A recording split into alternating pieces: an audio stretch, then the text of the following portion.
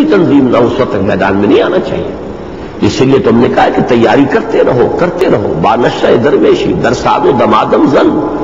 جب آپ یہ سمجھیں کہ ہمارے اندر اتنی طاقت ہے کہ ہم کنٹرول بھی کر سکتے ہیں, ہم نکلیں گے تو ہم اپنے نظم اور ڈسپلن کو قائم رکھ سکیں گے, تب میدان میں آئیں گے.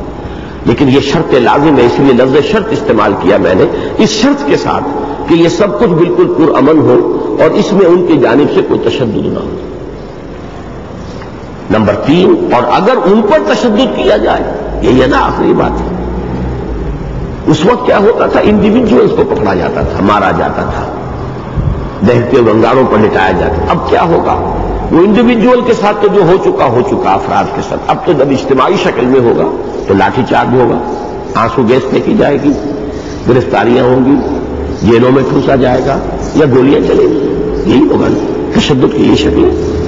اور اگر ان پر تشدد کیا جائے تو پورے صبر و مصابرت اور ثبات و استقلال کا مظاہرہ کریں, حتیٰ کہ اس راہ میں جان دے دینے کو سب سے بڑی کامیابی سمجھیں. پھر قدم پیچھے نہ ہٹے, پھر بھگدڑ نہ مچے, پھر یہ نہ ہو جو اخباروں میں آتا ہے کہ جی آنکھ مچولی ہوتی رہی پولیس کی اور لوگوں کی, وہ اس گلی میں گھس گئے, پولیس آئی تو ادھر سے نکل گئی. یہ تو کھیل تماشا ہے, یہ تو کرکٹ کا میچ ہو تو ٹھیک ہے, لیکن یہ کہ یہ در حقیقت کسی انقلابی مظاہرے کی یہ شکل نہیں ہوتی. انقلابی مظاہرہ تو یہ ہوتا ہے کہ وہ میدان میں آ گئے, پیچھے نہیں ہٹیں گے. بھوک تو 2000 کو 4000 کو 10,000 کو مار دیں گے. ہمارے لیے وہ موت جو ہے اس سے زیادہ کامیابی کوئی ہے ہی نہیں. شہادت ہے مطلوب و مقصود مومن, نہ مال غنیمت نہ کشور کشائی. شہادت ہی تو مطلوب ہے. صحابہ کرام نے شہادت کا جام نوش کیا تو انقلاب آیا. فرق صرف یہ ہے کہ وہ قتل کرتے بھی تھے, قتل ہوتے بھی تھے. وہاں تلواریں ٹکرا رہی تھیں. مکے میں وہ صرف قتل ہوئے, انہوں نے قتل نہیں کیا. جیسے کہ ابو جہل نے حضرت سمیہ اور حضرت یاسر رضی اللہ تعالیٰ عنہما دونوں کو شہید کر دیا. کوئی جوابی کارروائی ابو جہل کے خلاف کوئی اقدام نہیں کیا گیا, حالانکہ حضرت حمزہ جیسے لوگ موجود تھے رضی اللہ تعالیٰ عنہ. حضور کی طرف سے اجازت ہوتی تو وہ حضرت حمزہ تو جس وقت ایمان لائے ہیں, کمان جو ہے سر پر دے کر ماری تھی ابو جہل کے, اور چیلنج کیا تھا کہ آؤ مقابلے کے اندر. تو حضرت حمزہ کہیں پیچھے ہٹنے والے ہوتے, اگر حضور کی طرف سے اجازت ہوتی کہ 2 جانثار ہیں محمد رسول اللہ صلی اللہ علیہ وسلم کے, کلمہ توحید کے پروانے, اور انہیں اس طرح مسل دیا گیا, شہید کر دیا گیا. لیکن نہیں, وہ دور اور ہے. اس میں یہ تھا کہ قتل ہو جاؤ, قتل کرو نہیں.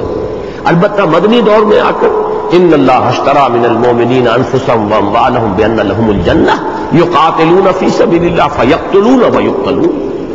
اب وہ جنگ کر رہے ہیں اللہ کی راہ میں, قتل کرتے بھی ہیں, قتل ہوتے بھی ہیں. غزوہ بدر میں حضرت حمزہ نے عتبہ ابن ربیعہ اس کو قتل کیا ہے, لیکن غزوہ احد میں حضرت حمزہ خود جو ہے وہ وحشی کے نیزے کا شکار ہو گئے, شہید ہو گئے. لیکن یہاں کیا ہوگا, یہاں دو طرفہ نہیں ہوگا. قتل ہونے کے لیے تیار رہو, لیکن خود جو ہے کوئی اقدام نہ کرو. ویسے اصولی طور پر میں آپ کو بتا دوں کہ وہ حرام نہیں ہے. اگر کہیں حالات اس کے متقاضی ہو جائیں, جیسے کہ افغانستان میں ہو گئے, تو مسلح تصادم بھی حرام نہیں ہے.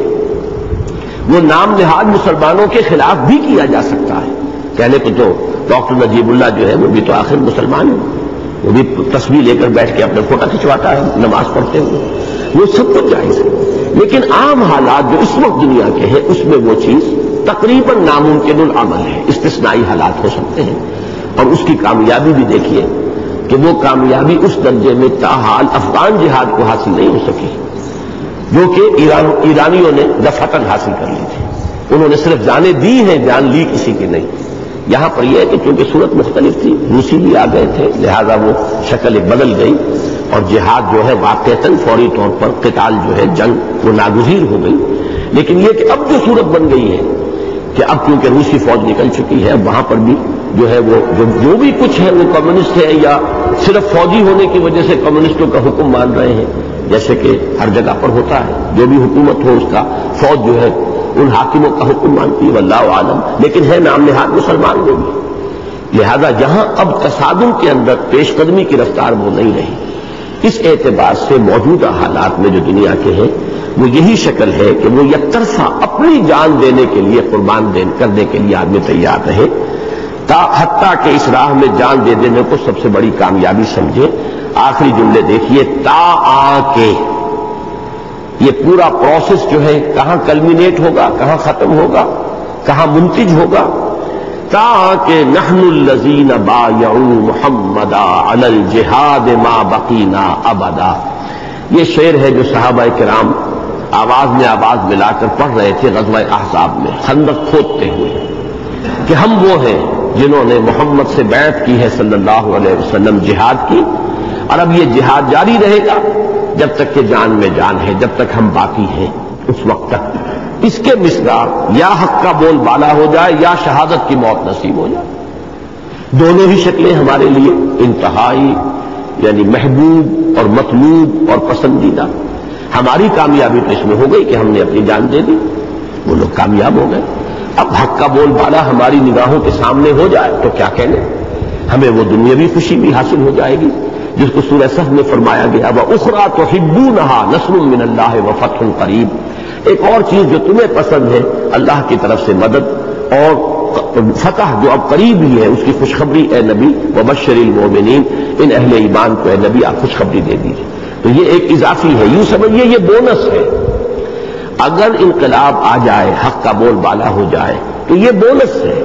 اصل کامیابی تو ہماری آخرت کی کامیابی تھی، جیسا کہ ہم نے شروع میں کہا کہ وہ لوگ جو اللہ کی رضا اور آخرت کی فلاح کے حصول کے لیے سر دھڑ کی بازی لگانے کو تیار ہو، تو ہماری اصل کامیابی تو وہ ہے. لہذا اگر ہم نے جان دے دی اور اللہ نے ہماری جان کا نذرانہ قبول فرما لیا تو کامیابی تو اصل یہی ہے. باقی یہ کہ حق کا بول بالا بھی ہو جائے، انقلاب بھی آ جائے تو یہ ہمارے لیے بونس کے درجے میں ہے. اللہ تعالی ہمیں اس طریقہ کار پر عمل پیرا ہونے کی توفیق عطا فرمائے. اقول قولی ھذا واستغفر اللہ لی ولکم ولسائر المسلمین والمسلمات.